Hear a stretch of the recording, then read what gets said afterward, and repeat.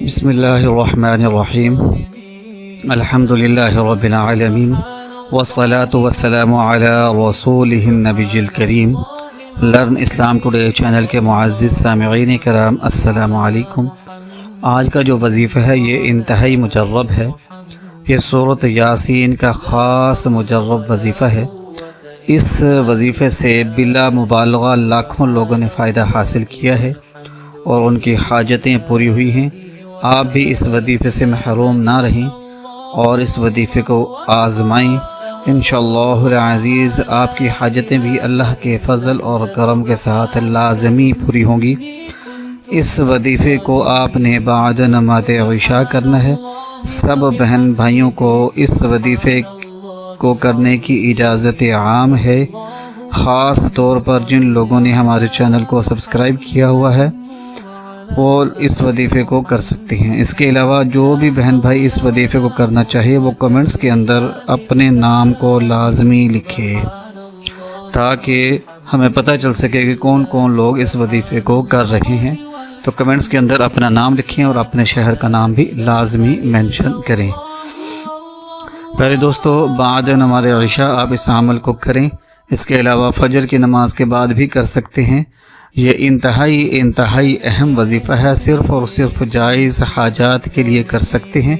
یہ وظیفہ ایک تحفہ ہے والدین کے لیے کہ وہ اپنی اولاد کی قسمت بنانے کے لیے، ان کی تقدیر کو اچھا کرنے کے لیے، ان کے نصیبوں کے لیے اس وظیفے کو کر لے۔ خاص طور پر جن کی اولادوں کی شادیاں نہیں ہو رہی تو ان کے والدین اس وظیفے کو کریں۔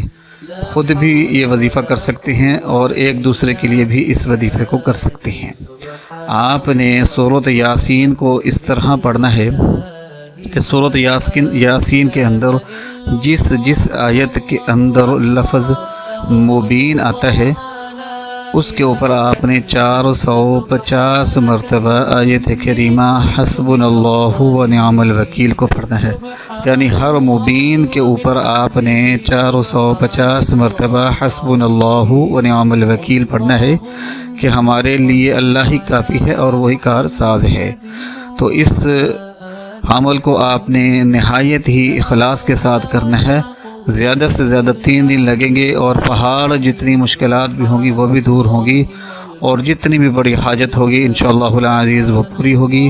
صحیح نیت کے ساتھ کریں، اول آخر و 3 مرتبہ درود پاک پڑھیں، نماز کی پابندی کریں اور اس دوران کوشش کریں کہ کچا پیاز، لہسن، ادرک وغیرہ استعمال نہ کریں، منہ کو صاف رکھیں۔ خاص طور پر جو بہن بھائی جو ہیں لہسن یا کچا پیاز استعمال کرتے ہیں وہ نہ کریں، اور ایسے بھائی جو سگریٹ اور اپنا تمباکو کھاتے ہیں یا گٹکا وغیرہ کھاتے ہیں وہ بھی اس سے پرہیز کریں۔ منہ کو صاف رکھ کر اس وظیفے کو کریں، زبان کو بھی صاف رکھیں، یعنی کہ اس سے جھوٹ نہ بولیں، گالی نہ دیں اور غیبت نہ کریں۔ انشاءاللہ العزیز اس وظیفے کا اثر آپ کو فوری طور پر نظر آئے گا۔